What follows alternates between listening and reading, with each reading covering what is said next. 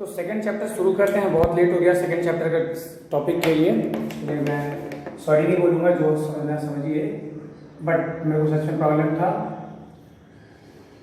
Second chapter में हमारा structure of atom. Structure of atom ये चैप्टर हम आप लोगों ने 9th में भी पढ़ा हुआ है, इसी नाम से पढ़ा हुआ है। उसमें भी आपने काफ़ी हद तक वही सारे टॉपिक पढ़े हैं जो शुरुआत में हम लोग इसको पढ़ेंगे थोड़ा डिटेल में, थोड़ा ज़्यादा चीज़ें जानेंगे हम लोग उसके बारे में। जैसे कि सबसे पहले हम लोग उसमें पढ़ना है डिस्कवरी ऑफ इलेक्ट्रॉन। इलेक्ट्रॉन की डिस्कवरी कैसे हुई, क्योंकि शुरुआत में आप जानते हैं कि सबसे पहले जो डाल्टन ने एटम के बारे में सबसे पहले थ्योरी दी थी, और उन्होंने थ्योरी ये दी थी कि एटम के अंदर कुछ भी नहीं होता। एटम वो पार्टिकल है जो सबसे स्मॉलेस्ट फॉर्म है किसी भी मैटर का, इसके अंदर और कुछ नहीं हो सकता, इसको डिवाइड नहीं कर सकते। लेकिन बाद में साइंटिस्ट हमारे जे थॉमसन ने इस चीज को प्रूफ किया कि इसके अंदर और भी सब पार्टिकल होते हैं, उसके पास कुछ चार्ज और कुछ मास का अपना रेशियो है। हालांकि इस डिस्कवरी ऑफ इलेक्ट्रॉन में बहुत सारे लोगों का रोल है, लेकिन मेन नाम जो इससे रिलेटेड है, जिनके नाम पे ये लिस्टेड है, इट इज जे थॉमसन। आप याद रखिएगा इस तरीके से कि ये थॉमसन जी की फाइनल डिस्कवरी, उन्होंने ये फाइनल रेशियो दिया था हमको, जे थॉमसन ने discovery of discovery of electron. Okay, तो पहला टॉपिक जो है हमारे चैप्टर में वो है डिस्कवरी ऑफ इलेक्ट्रॉन। तो एलेक का खोज क्या था सर ने, तो एलेक्सन। दूसरा जो टॉपिक था वो था डिस्कवरी ऑफ, जो हमको उसके अंदर पढ़ना है, डिस्कवरी ऑफ प्रोटॉन। अब इसमें हम लोग प्रोटॉन के बारे में पढ़ेंगे। ये इलेक्ट्रॉन केवल डिस्कवरी के बारे में नहीं, उसके चार्ज और मास का रेशियो कैसा है वो भी डिस्कस करना है हम लोगों को। उसके बाद तीसरा पार्टिकल है डिस्कवरी ऑफ न्यूट्रॉन। इसको बहुत ज्यादा डिटेल में हम लोग नहीं देखेंगे, इस कारण हमारे सिलेबस में बहुत ज्यादा डिटेल में है, ठीक है। हालांकि बहुत सारी जगहों पे, बहुत सारे चैनल में आपको मिलेगा इसका बहुत सारा डिटेल, लेकिन बात यह है कि हमारे एग्जाम पॉइंट ऑफ व्यू से उतना ज्यादा इंपॉर्टेंट नहीं है, ना ही हमारे सिलेबस के हिसाब से।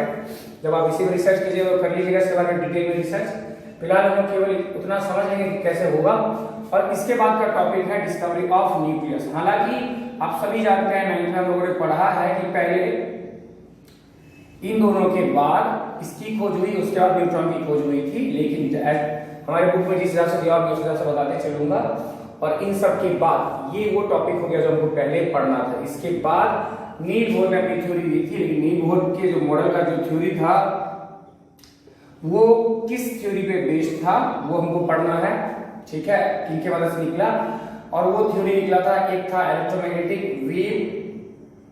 उसमें ये बताया कि एक इलेक्ट्रोमैग्नेटिक वेव जो है उसके पास वेव नेचर होता है, जो कि प्लैंक्स द्वारा, जेम्स प्लैंक्स द्वारा थ्योरी दी गई थी। बहुत जबरदस्त थ्योरी थी, जिसने ये कारण बता दिया कि क्यों इलेक्ट्रॉन या प्रोटॉन या कोई भी चार्ज पार्टिकल एक इलेक्ट्रिक या मैग्नेटिक फील्ड में डिफ्लेक्ट करता है।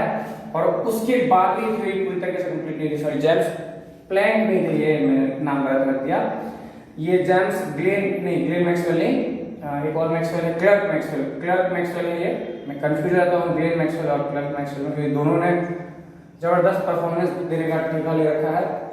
और इसके बाद जो है ये नेचर की उसके पास पार्टिकल नेचर भी होता है। Particle nature of electromagnetic radiation जो है ये दी गई थी थ्योरी हमारे जेम्स प्लैंक द्वारा, ठीक है। ये बहुत जबरदस्त थ्योरी थी, प्लैंक थ्योरी।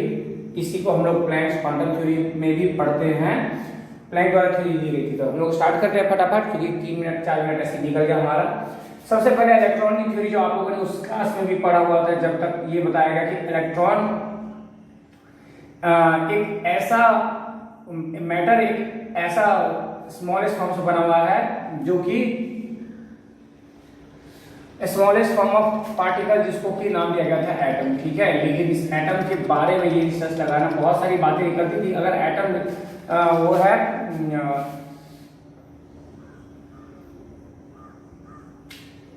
अगर एटम ये है क्या, एटम सबसे स्मॉलेस्ट फॉर्म है, तो फिर वो एटम चार्ज कैसे होता है, एटम में क्या चार्ज है, इस सारी थ्योरी थोड़ी सी डाउटफुल थी। इसका साइंटिस्ट उस समय के रेगुलर ये चीज खोज करते रहते थे। तो इसके लिए सबसे पहले ये एक्सपेरिमेंट, ये पहला एक्सपेरिमेंट नहीं था इनके द्वारा, सॉरी हमारे थॉमसन द्वारा। थॉमसन जी से पहले बहुत सारे साइंटिस्ट ने इस एक्सपेरिमेंट को किया हुआ था। इस एक्सपेरिमेंट को कंप्लीट करने के बाद उन्होंने इस तरीके से इसके बारे में रिसर्च की थी। सबसे पहले इसमें हेल्प किया था फैराडे ने 1830 में ये बता दिया था कि ऑपोजिट चार्ज पार्टिकल एक दूसरे को अट्रैक्ट करते हैं और वहीं सेम चार्ज जो है रिपल करते हैं। इस थ्योरी में भी उसका यूज किया गया था इलेक्ट्रॉन का। उसके अलावा क्रूक ने ये इस तरीके का डिस्चार्ज करा के दिखाया था कि अगर केवल एक पर्टिकुलर सब्सटेंस है, मतलब लो डेंसिटी पे या लो प्रेशर पे मौजूद है अगर किसी एक जगह पे, और उसमें अगर हम बहुत ज्यादा हाई वोल्टेज देते हैं तो उसको हम डिस्चार्ज कर सकते हैं। डिस्चार्ज मतलब उसके चार्ज पार्टिकल को तोड़ सकते हैं, नेगेटिव चार्ज और पॉजिटिव चार्ज उसके अंदर से अलग अलग निकाल सकते हैं, उसको हम इस फॉर्म में कन्वर्ट कर सकते हैं। ये ग्रुप ने किया था। लेकिन फाइनली हमको जिनके बारे में पढ़ना है वो है जे थॉमसन। उन्होंने क्या किया, फैराडे की लॉ थी, इसको अलग करने की। उसके बाद क्रूक का था ये डिस्चार्ज ट्यूब का थ्योरी, और उसके बाद आई हमारी जो थ्योरी थी वो थी हमारे थॉमसन जी की थ्योरी, जिन्होंने ये बताया कि इसका चार्ज बाय मास रेशियो का कंडीशन क्या है। लेकिन उससे पहले एक बार हम फिर से देख लेते हैं वो चीज हम लोगों ने 9th में देखा था। 9th में हम लोगों ने पढ़ा था एक कैथोड रे डिस्चार्ज ट्यूब होता है, सॉरी एक डिस्चार्ज ट्यूब होता है जिसमें हम लोगों ने कनेक्ट करके रखा हुआ एक वैक्यूम पंप या एक डिवाइस जिससे हम प्रेशर कंट्रोल कर सकते हैं और वैक्यूम क्रिएट कर सकते हैं, ताकि बाद में जो मुझे कोई एक ही पर्टिकुलर गैस, एक समय केवल एक ही पर्टिकुलर गैस का लूं, मैं बिहेवियर चेक करूं। क्योंकि जब मैं चेक करना चाहता हूं बिहेवियर, तो मैं किसी भी एक पर्टिकुलर एलिमेंट का सेपरेट चेक करना चाहता हूं, फिर बाद में दूसरे एलिमेंट का सेम प्रॉपर्टी आती है कि नहीं, इसके लिए पहले से वैक्यूम पंप की मदद से या वैक्यूम मीटर की मदद से इसको क्रिएट किया गया। इसके अंदर पूरी तरीके से वैक्यूम, और उसके बाद केवल एक गैस जो मुझे यूज करना था उससे मैंने इसमें यूज किया है, ठीक है, केवल वो गैस मैंने यूज किया। अब उस गैस को हम लोग रिलीज नहीं करेंगे, बस इसको पहले बाकी सारे नॉर्मल गैस से इवापोरेट करने के लिए इसको यूज किया गया वैक्यूम पंप को। यहाँ से फिर हम प्रेशर कंट्रोल कर लेते हैं ताकि अंदर का प्रेशर एकदम कम है। अब इसके अंदर मैंने कोई गैस लिया, कोई पर्टिकुलर गैस, और अब मैंने इलेक्ट्रिसिटी पास किया। आप जानते हैं इलेक्ट्रिसिटी जो है हम लोग अभी के समय में जानते हैं कि पॉजिटिव से नेगेटिव जाता है, लेकिन हम ये भी जानते हैं कि हवा में बिजली पास नहीं होता है। ये गैस है, केवल सॉलिड और लिक्विड में गैस पास होता है, उसमें भी अगर पार्टिकल्स में इतना क्लोजनेस हो कि चार्ज ट्रांसफर हो जाए। गैस में पार्टिकल्स इतने दूर होते हैं कि एक पार्टिकल से दूसरे पार्टिकल के बीच में इलेक्ट्रॉन जंप नहीं कर सकता, बहुत दूर है। तो उस केस में क्या किया जाता है, तो उस केस में आप लोगों ने बिजली कड़कते हुए आसमान में देखा ही है, जब आपने बचपन में थ्योरी पढ़ी बिजली पर कड़कने का थ्योरी होता है कि एक्चुअली दो ऑपोजिटली फ्रिक्शन की वजह से जो क्लाउड्स है ऑपोजिट टाइप का चार्ज जनरेट कर लेते हैं, और जब वो किसी बड़े बिल्डिंग या किसी ऊंचे चीज से टकराते हैं तो वो जो है वो अपने अंदर से वो इलेक्ट्रिसिटी को पास करते हैं। लेकिन चूंकि बीच में कोई भी मीडियम नहीं है, तो वो जो सप्लाई हो जो इलेक्ट्रिसिटी है वो इस तरीके से इसके बीच के जितने भी चार्ज पार्टिकल को उसको डिस्चार्ज कर देता है, यानी उसके चार्ज को खत्म करता है। ऐसा ही कुछ एक्सपेरिमेंट यहाँ हुआ। इसमें हम लोगों ने गैस लिया, इलेक्ट्रिसिटी बहुत हाई वोल्टेज लगभग 10,000 वोल्ट जो है इतना वोल्टेज लगभग पास किया गया। इसका नतीजा ये हुआ कि इसके अंदर के मौजूद सारे चार्ज पार्टिकल्स का, भले हमारे पास गैस है लेकिन हमने इतना हाई वोल्टेज दिया कि थोड़ा दूर के चार्ज पार्टिकल्स के लिए एकदम कनेक्टेड एटम रहेगा तो उसमें तो ऑब्वियस सी बात है अफेक्ट हो ही जाएगा, चाहे वो गैसियस स्टेट में भी हो। अगर कनेक्टेड है तो ये अपना इलेक्ट्रिसिटी की मदद से उसके अंदर से ऑपोजिट चार्ज खींच लेगा। अच्छा, ये नेगेटिव एंड को क्या कहते हैं, हम लोग को पता है नेगेटिव एंड जब रॉड की बात करें तो एनोड, क्योंकि वो एनायन गैस था, और ये कैथोड कहलाता है क्योंकि कैटायन गैस है वो, ठीक है। तो कैथोड जो है वो हमारा कैसा चार्ज होता है, सॉरी मैंने उल्टा लिख दिया है, ये एक्चुअली मैंने ड्रॉ ही उल्टा कर दिया है चार्ज, मुझे यहाँ वैसे ड्रॉ करना चाहिए था, हालांकि कोई फर्क नहीं पड़ता, उस केस में मैं वैसा दिखा देता।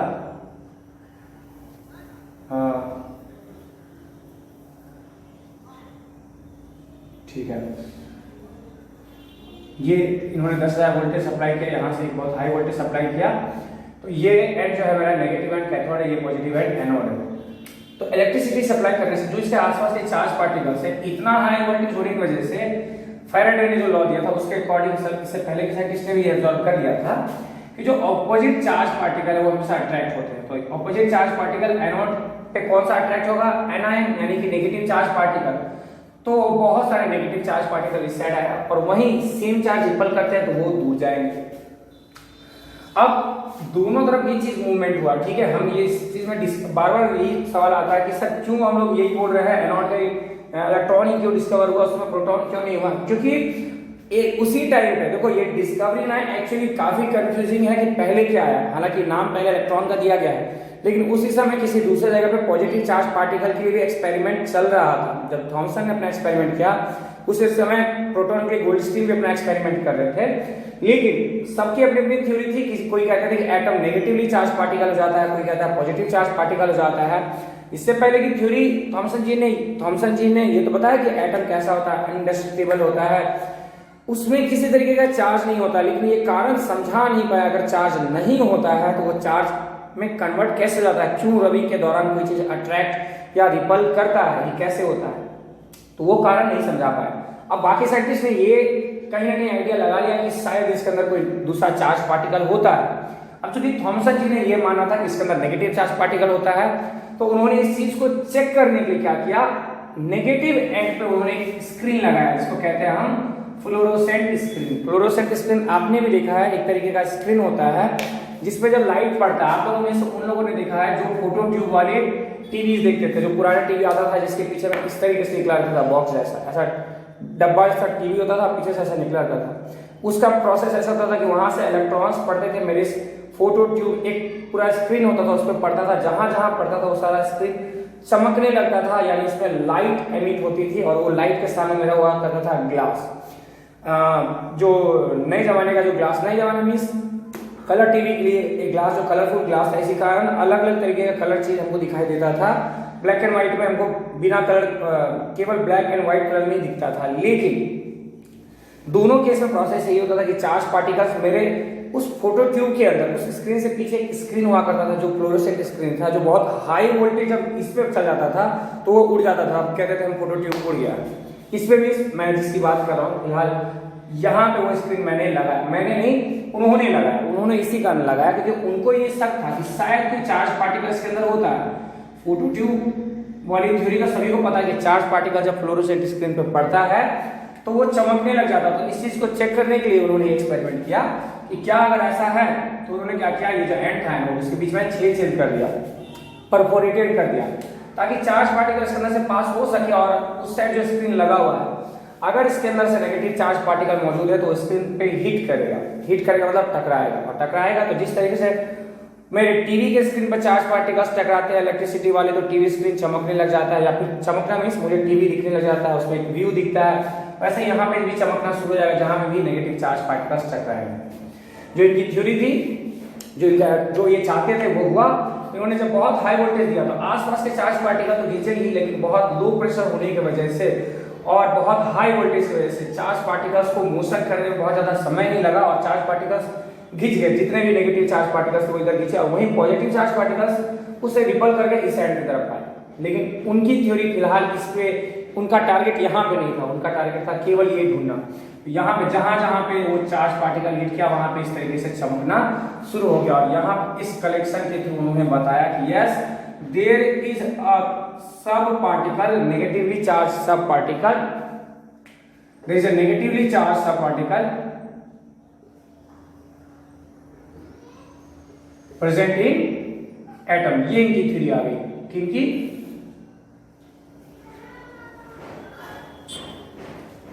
और इसके बाद इन्होंने अपने इस स्क्रीन में इन्होंने ये भी चेक करके दिखाया कि इसके ऊपर, इस मेरे इलेक्ट्रॉन के ऊपर, ये जब ट्रैवल कर रहा है तो इसके ऊपर इलेक्ट्रिक और मैग्नेटिक फील्ड का भी इफेक्ट होता है, जिसके मदद से उन्होंने केवल ये बताया, उन्होंने बताया कि चार्ज बाय मास रेशियो इस नेगेटिव चार्ज पार्टिकल का कितना होता है, उन्होंने ये भी वैल्यू बताई। आप सभी जानते हैं अभी के समय में कि चार्ज और मास रेशियो कितना होता है। एक मास इलेक्ट्रॉन का बहुत छोटा होता है, प्रोटॉन के कंपैरिजन में 1/840 टाइम्स होता है, 1/840 टाइम्स, यस।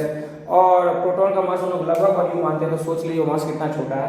और चार्ज जो है -1.6 × 10⁻⁻19, तो ये रेशियो उन्होंने बता दी, इट वाज 1.75 अप्रॉक्सीमेट × 10⁻, ये रेशियो जो है हमारा चार्ज बाय मास का इलेक्ट्रॉन का आया, क्योंकि इसका मास, इलेक्ट्रॉन का मास जो अभी तक हमारे पास पता है वो इतना है, ये चार्ज इतना है। इस हिसाब से आप चेक कर सकते हैं कि ये थ्योरी जो है वो उनकी उस समय करेक्ट थी।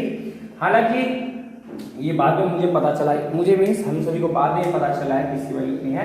शुरुआत में चार्ज बाय मास का रेशियो उनके द्वारा दिया गया, उसके बाद पूरी चीज निकालने के लिए, मतलब उसका पूरा प्रॉपर्टी निकालने के लिए थोड़ा सा हेल्प मिला उनको मेडिकल से एक्सपेरिमेंट के थ्रू, जिसमें पता चल गया कि इलेक्ट्रॉन का चार्ज कितना होता है। मेडिकल ने एक एक्सपेरिमेंट किया, एक ऑयल ड्रॉप एक्सपेरिमेंट किया था, उस पर भी मैं एक बार थोड़ा सा उसके बारे में बता दूंगा, थोड़ा सा मुझे समय लगेगा।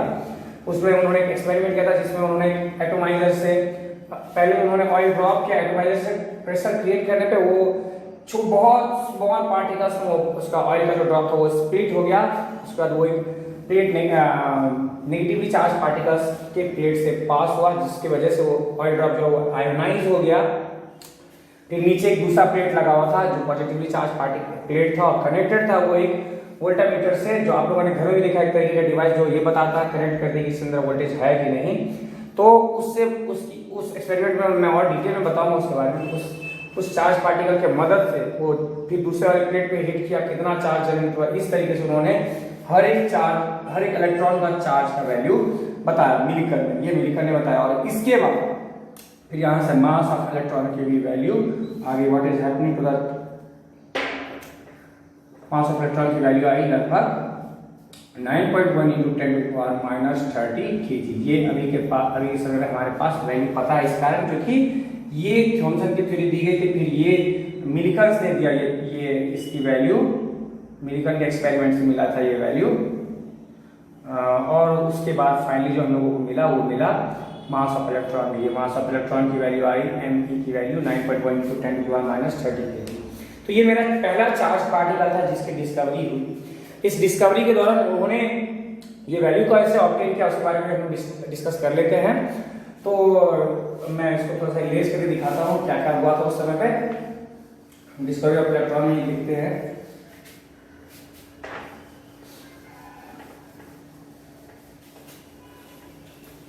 उन्होंने एक मैं ये इरेज कर लेता हूँ, इसका तो जरूरत हो गया हमारा खत्म।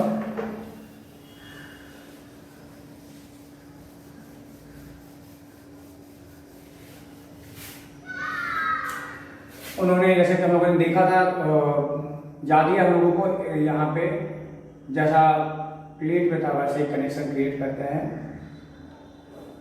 हाँ, अब इसको उन्होंने नाम क्या दिया था, क्योंकि चार्ज पार्टिकल पॉजिटिव एंड की तरफ जाते हुए दिखाई दे रहे थे, यानी एनोड की तरफ जाते हुए दिखाई दे रहे थे। कहां से? ऐसा लग रहा था कि कैथोड से आ रहा है। हालांकि ऑब्वियस सी बात है मिड से भी बहुत सारे एलिमेंट भागे, कुछ एलिमेंट्स यहाँ पे मौजूद थे, लेकिन वो फील ऐसा हो रहा था जैसे कि यहाँ से कुछ रेज निकल रहे हैं। बहुत सारे इलेक्ट्रॉन्स अब एक साथ भागते हैं, जब बहुत सारे लोग एक साथ भागते हैं तो ऐसा लगता है कि कहीं का रे ऑफ पीपल्स जा रहा है। उसी तरीके से जब बहुत सारे नेगेटिवली चार्ज पार्टिकल्स यहाँ से फ्लो करते हैं ऐसा लगा कि इसमें से वो नेगेटिवली चार्ज पार्टिकल्स का रे निकल रहा है, क्योंकि कैथोड रेज से निकलता हुआ दिखाई दिया, उसको नाम दे दिया गया कैथोड रेज। ठीक है, कैथोड रेज या नेगेटिवली चार्ज पार्टिकल रेज, ये नाम दिया गया। बाद में फाइनली उसको इलेक्ट्रिसिटी की वजह से हेल्प होने से उसका नाम भी पड़ गया इलेक्ट्रॉन। तो यहाँ पे भी कुछ इस तरीके का एक्सपेरिमेंट उन्होंने जनरेट किया, यहाँ यूज किया, क्योंकि कहाँ से कहाँ इलेक्ट्रिसिटी पास होना चाहिए, ये हमको पता है। इलेक्ट्रिसिटी जो पास होना चाहिए वो कैथोड से एनोड, इलेक्ट्रिसिटी से ये जो चार्ज पार्टिकल्स का फ्लो था वो कैथोड से एनोड की तरफ था, यानी नेगेटिवली चार्ज पार्टिकल्स से पॉजिटिवली चार्ज पार्टिकल्स की तरफ फ्लो था। और यहाँ से जो चार्ज पार्टिकल्स फ्लो करके जा रहा था, उन्होंने भी चेक किया कि क्या इसके ऊपर इलेक्ट्रिक फील्ड का भी इफेक्ट होता है। तो उन्होंने इलेक्ट्रिक फील्ड के लिए भी एक तरीका अपनाया। उन्होंने एक इलेक्ट्रिक फील्ड से परपेंडिकुलर डायरेक्शन में सप्लाई करके देखा, तो उन्होंने देखा हाँ देखो ये सीधा जा रहा था, तो सीधा इसके सामने जो अंदर में जो व्यू था, अगर आप मान लीजिए हाँ ये कभी भी डिस्चार्ज ट्यूब है, फिलहाल इसको हटा दीजिए, ऐसा टाइप का कंडीशन हुआ, यहाँ से चार्ज पार्टिकल्स फ्लो होते हुए दिखाई दिए कि इधर जा रहे हैं। इसके पीछे उन्होंने छेद रखा था ताकि पास हो जाए ये इलेक्ट्रॉन्स और आके यहाँ पे हीट करे, ताकि पता चले कि हाँ भैया कोई चार्ज पार्टिकल पास हुआ है। और वो चार्ज पार्टिकल कौन सा था? तो वो चार्ज पार्टिकल था नेगेटिवली चार्ज पार्टिकल, जो कि पॉजिटिव एंड की तरफ खींचा था। वो पता नहीं क्या हो रहा है इस सभी में, सॉरी पसीने की वजह से ऐसा हो रहा है। ये इस हिट कर रहा था तो पता चला था कि हाँ इसके ऊपर कोई चार्ज पार्टिकल जरूर नेगेटिव चार्ज पार्टिकल इस तरह का अट्रैक्ट हुआ है, क्योंकि इसने यहाँ हिट करके उसको चमकाना शुरू कर दिया। अब ये चीज तो उन्होंने पता कर लिया, अभी इसका अफेक्ट चेक किए उन्होंने इलेक्ट्रिक फील्ड पे। क्या इलेक्ट्रिक फील्ड का इस चार्ज पार्टिकल के मोशन पर अफेक्ट होता है? जब उन्होंने इस चार्ज पार्टिकल के परपेंडिकुलर डायरेक्शन में इलेक्ट्रिक फील्ड दिया तो उन्होंने देखा हाँ इसके ऊपर चार्ज पार्टिकल के ऊपर इलेक्ट्रिक फील्ड का इफेक्ट होता है, और फोर्स लगने की वजह से, एक तरीके का फोर्स लगने की वजह से वो डिफ्लेक्ट कर जाता है। जो यहाँ हिट कर रहा था, डिफ्लेक्ट करके वो स्क्रीन पे हिट करेगा, लेकिन स्क्रीन के दूसरे पार्ट पे हिट कर जाता है, यानी कि डिफ्लेक्शन होता है चार्ज पार्टिकल से। फिर उसके बाद उन्होंने इससे परपेंडिकुलर डायरेक्शन में, ठीक है, if this is the direction of electric field, तो इससे परपेंडिकुलर डायरेक्शन में यानी कि वहां से जहां इस तरीके का मैग्नेटिक फील्ड भी उन्होंने दिया। और उसके बाद उन्होंने चेक की क्या मैग्नेटिक फील्ड का भी इफेक्ट होता है, तो उन्होंने देखा हाँ मैग्नेटिक फील्ड का भी इफेक्ट होता है, मैग्नेटिक फील्ड की वजह से भी डिफ्लेक्ट हो जाता है। तो ये थ्योरी उन्होंने दी। हालांकि कारण इसका क्लियर नहीं हो पाया, कारण जो जैसे मैंने बताया था मैक्सवेल जो थे उन्होंने इसका कारण बताया था, लेकिन ये थ्योरी उन्होंने दे दी। तो इसके थ्रू उन्होंने कुछ अपने पास फाइनली पॉइंट क्रिएट किया कि डिफ्लेक्शन होता है इलेक्ट्रिक या मैग्नेटिक फील्ड में, ठीक है, डिफ्लेक्शन ऑकर होगा इलेक्ट्रिक या मैग्नेटिक फील्ड में। पहला इलेक्ट्रिक फील्ड में कितना डिफ्लेक्शन होगा वो किस पे डिपेंड करता है, कितना नंबर ऑफ पार्टिकल्स है, ठीक है, सॉरी कितना हमने हाई सप्लाई दिया है, यानी कि स्ट्रेंथ ऑफ इलेक्ट्रिक फील्ड पे वो डिपेंड करता है, कितना ज्यादा इलेक्ट्रिक फील्ड में दे रहा हूँ उसके ऊपर डिफ्लेक्शन डिपेंड करेगा, ठीक है। दूसरा मैग्नेटिक फील्ड के भी स्ट्रेंथ पे डिपेंड करेगा। जो उन्होंने थ्योरी दी, उन्होंने कहा कि ये कितना डिफ्लेक्शन करेगा वो इस पे भी डिपेंड करता है कि नेगेटिव चार्ज पार्टिकल या उसका चार्ज कितना ज्यादा है, इस पे भी डिपेंड करता है, ठीक है। मतलब अगर मेरा नेगेटिव चार्ज पार्टिकल ज्यादा होगा, मतलब जो चार्ज पार्टिकल्स जा रहे हैं उसका अगर चार्ज का जो वैल्यू है, नेगेटिव चार्ज में जो भी वैल्यू है वो अगर ज्यादा होगा तो भी ये ज्यादा होगा। डिफ्लेक्शन, सॉरी मुझे इसको क्लियर करके लिखना चाहिए क्या हो रहा है। सबसे पहले थ्योरी उन्होंने दी थी जो चीज डिपेंड करता है उस पर डिपेंड करता है कि नेगेटिव चार्ज कितना है पार्टिकल का, ठीक है। Don't know why it is happening here.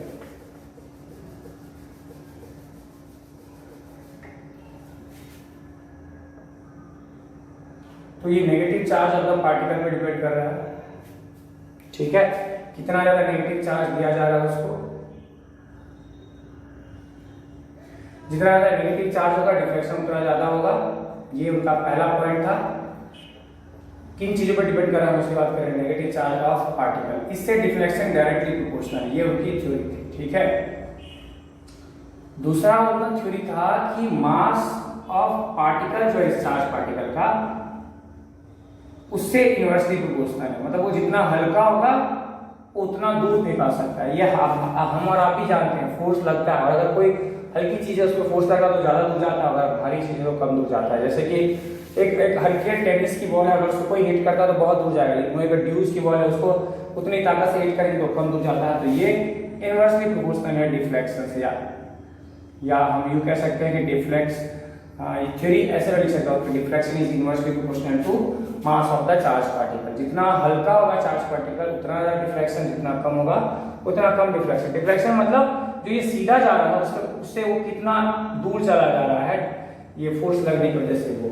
और तीसरा वही पॉइंट जो हम लोगों ने सबसे पहले डिस्कस किया था बुक के अकॉर्डिंग थर्ड है कि ये स्ट्रेंथ ऑफ इलेक्ट्रिक या मैग्नेटिक फील्ड पे भी डिपेंड करता है, ठीक है। इसके हिसाब से ये बदलता है, कितना ज्यादा है या कितना कम है। जितना ज्यादा या जितना कम होगा, अगर ज्यादा इलेक्ट्रिक फील्ड या ज्यादा मैग्नेटिक फील्ड स्ट्रेंथ है तो डिफ्लेक्शन भी ज्यादा होगा, लेकिन अगर कम है तो ये कम होगा। उन्होंने ये बताया कि अगर कोई एक चीज को मैं वैल्यू देता हूँ, या तो मैं इलेक्ट्रिक फील्ड दे रहा हूँ या मैग्नेटिक फील्ड दे रहा हूँ, दोनों केस में मुझे डिफ्लेक्शन दिख रहा है। लेकिन उन्होंने ये भी कहा अगर मैं दोनों दे रहा हूँ तो कोई डिफ्लेक्शन दिखाई नहीं दे रहा है। जैसा कि आप लोगों ने कहीं ना कहीं मोटर में भी इसी तरीके से पढ़ा था अपनी थ्योरी कि अगर एक चार्ज पार्टिकल का मतलब करंट कैरिंग कंडक्टर का आप अगर करंट का डायरेक्शन बदलते हैं, जो डिफ्लेक्शन होता था वो एक पर्टिकुलर डायरेक्शन में जाता था। अगर आप उसका मैग्नेटिक फील्ड का डायरेक्शन बदलते थे तो भी एक पर्टिकुलर डायरेक्शन में उसका डिफ्लेक्शन हो जाता था। लेकिन अगर आप दोनों बदल देते थे तो डिफ्लेक्शन नहीं होता था। यहाँ भी वैसे कंडीशन होगा हो रहा है कुछ काफी हद तक। अगर इलेक्ट्रिक फील्ड का स्ट्रेंथ जो है वो परपेंडिकुलर फील्ड में लगा रहा हूँ तो उसमें डिफ्लेक्शन हो रहा है। अगर मैग्नेटिक फील्ड लगा रहा हूँ उसके परपेंडिकुलर डायरेक्शन में तो भी हो रहा है। लेकिन अगर इन दोनों का उसके परपेंडिकुलर डायरेक्शन में लगा दूं तो कोई फर्क नहीं पड़ रहा है। ये मान लीजिए वो नॉर्मल करंट कैरिंग कंडक्टर जैसा कंडीशन चल रहा है इसमें, और नॉर्मल जैसा कभी आगे हम लोग पढ़ेंगे कि ऐसा क्यों हो रहा है इसके अंदर बदलाव। मैग्नेटिक फील्ड मैंने दिया यानी कि मैंने चेंज किया मैग्नेटिक फील्ड, इससे पहले नहीं था मैग्नेटिक फील्ड दिया मैंने यानी मैग्नेटिक फील्ड चेंज किया मैंने तो डिफ्लेक्शन हुआ। या फिर मैंने इलेक्ट्रिक फील्ड दिया जो इससे पहले नहीं दे रहा था मैं तो भी चेंज होगा। लेकिन अगर मैं दोनों दे देता हूँ, यानी दोनों चीजें में बदलाव किया तो कोई बदलाव नहीं आएगा, वो सीधा का सीधा जहां जाता वहीं जाएगा। तो ये थ्योरी थी उनकी डिस्कवरी ऑफ इलेक्ट्रॉन के अंदर। इसमें एक दो चीज मैंने बताना छोड़ दिया, वो यही है कि किस तरीके से मेरिकल एक्सपेरिमेंट ने क्या किया था। मैं कोशिश करूंगा वीडियो के लास्ट में उसका भी वीडियो डाल दूं, और नहीं हो सकेगा मैं एक छोटा सा बस वीडियो डाल दूंगा उसके लिए। तो ये था मेरा डिस्कवरी ऑफ इलेक्ट्रॉन। इसके बाद बारी आती है डिस्कवरी ऑफ प्रोटॉन। इसमें मेरे हिसाब से मैंने शायद सब कुछ डिस्कस कर लिया है। हाँ, ये बात जो बच्चों के माइंड में आता है कि सर ये डिफ्लेक्शन ये कैसे पता चला चार्ज बाय मास का रेशियो। तो ये चार्ज बाय मास का रेशियो जो है वो उन्होंने इस ब्राइटनेस, कितने स्पॉट पे ब्राइटनेस हुई है उसके ब्राइटनेस के इंटेंसिटी से वोल्टेज ना पाया, यानी कि चार्ज ना पाया, और कितना डिफ्लेक्शन हुआ वो इस एंगल से प्रोपोर्शनल है। मतलब जितना ज्यादा मुड़ रहा है, जितना ज्यादा मास है उतना ज्यादा, सॉरी जितना कम मास है उतना ज्यादा डिफ्लेक्शन हो रहा है। तो ये जो डिफ्लेक्शन का रेशियो है इन्होंने इस एंगल की मदद से इन्होंने कितना ज्यादा डिफ्लेक्ट हुआ उसकी मदद से उन्होंने मास कैलकुलेट किया, जो कोई फॉर्मूला है फिलहाल आपको इस सिलेबस में नहीं है, वो उसको उन्होंने कोरिलेट किया, और कितना ज्यादा ब्राइटनेस इंटेंसिटी आई उसके ओवरऑल चार्ज से उन्होंने टोटल चार्ज पर जनरेट या पता किया उन्होंने। ठीक है, ये है डिस्कवरी ऑफ इलेक्ट्रॉन। अगला होगा हमारा डिस्कवरी ऑफ प्रोटॉन। ठीक है।